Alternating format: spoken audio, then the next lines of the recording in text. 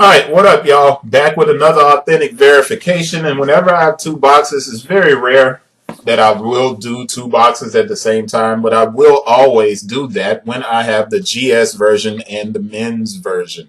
And this is the Air Jordan 6 Tinker, which, I mean, it has a little bit of that South Beach flavored colorway, but it did not perform very well out of the gate on Saturday. So you can get these in a number of different locations. I won't even divulge that, though, because that's not fair to some retailers who are still selling them at retail, but you can get it below retail right now, believe it or not. And I should put a link down here so you can click it if you want it.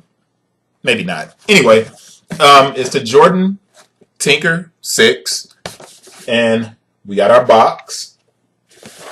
Got the front, and this is the GS version. Comes in the black box. This is a good thing because I used to have some people that would write me when I was on like Amazon, and they'd be like, the box is different. It doesn't have the concrete for the, and I'm like, the GS box is always different on Jordans. But you get a lot of people that are new to Jordans and they don't know that, and they see a men's version and they think that the kids version should look the same way, and it doesn't. It comes in this black box. All right, so let's get to it. Air Jordan 6 Retro GS, which they've gotten away from BG. They switched back now. I wonder when that happened. I didn't even pay attention to it. The color is white, infrared, 23, neutral, gray. The SRP is 140. The style code is 384-665-104. The UPC for the 5.5 is 191-887-993-353. And there's a 14 at the end. Now, the reason I give you the UPC, and I'm going to be try to be as clear as possible on this. The UPC, the first 6 digits from size 3.5 up to size 7 on a GS shoe, the first 6 digits will always be the same. So every size that you get will have the first 6 digits the same. The second 3 digits is where the change begins for the UPC. There's a different UPC for every size. All right?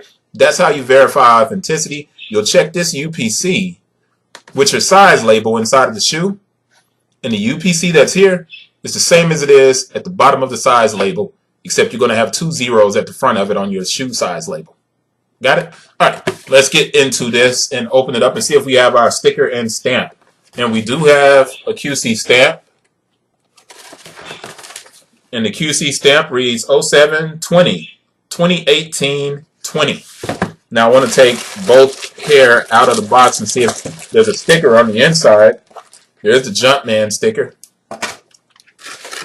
which comes in the kids box but does not come in the men's box.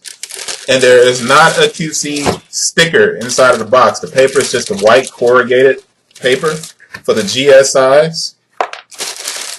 And let's take this and match it up to our stamp. We're going straight to the production date, 04/17/18 to 07/03/18, 04. Sorry about that. 07/03/18, 07/20. That's less than 2 weeks. So we're good. We know this was right at 2 weeks. That matches. QC stamp matches. The UPC code at the bottom matches the front of the box. I know we're pretty much legit. I squeeze shoes. I make sure that the paint is okay, and then I look at the shape of the shoe. I check the leather. And that's how you kind of authenticate it. But let's get into a 360 on this one because we still have to get to the men's size. So I'm going to go through this one pretty quickly. There goes your toe box, top of the shoe, left, move that up, right, left lateral, right lateral, outsole, and there goes the heel. And that's the GS version. Let's get that back in the box and go straight to the men's version.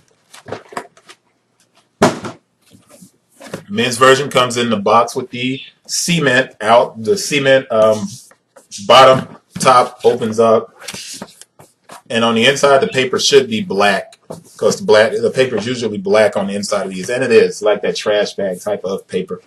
So let's get to our label. Color, white, infrared 23, neutral gray, just like the kids. Air Jordan 6 Retro, style code 384664104. SRP is $190. This is a size 8.5, size 8.5 UPC, 191-887-993-162. There's a 14 at the end. Now, real quick, we have both our sticker for QC and our stamp for QC. So we have both in the box, and the QC sticker reads QC30 OK. And it's almost reflective, it looks like. No, it's just a gloss on the paint. And the stamp reads 07281816. 07281816. 07281816. Push the shoe horn back on the inside of the shoe insert.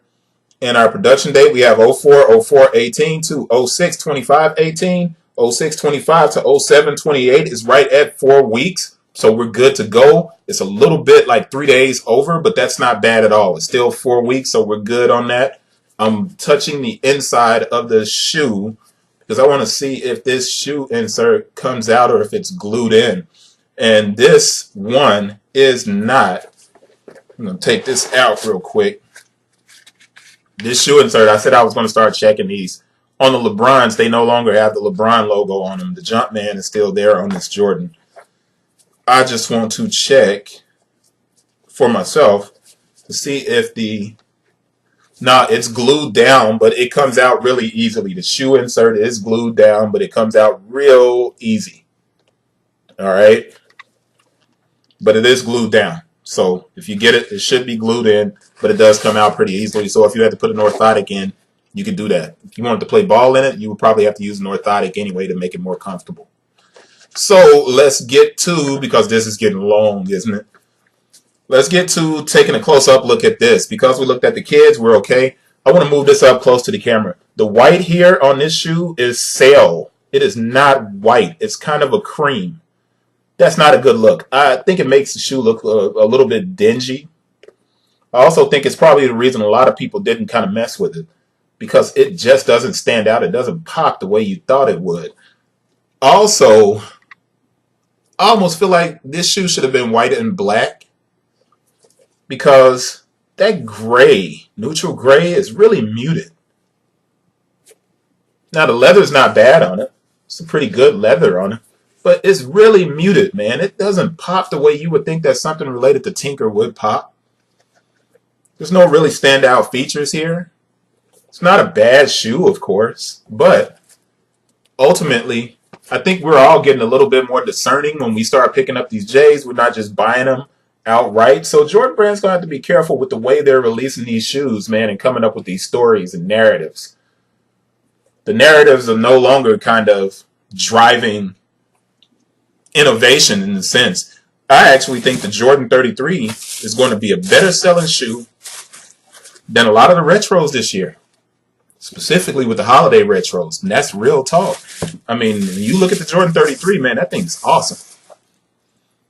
That's it. I'm done with this one. It was longer than usual. I almost apologize, but I don't, because you need this information. You want to make sure your shoes are good to go. All right, that's it for the Jordan 6 Infrared. One last shoe for today, and we're wrapping it up.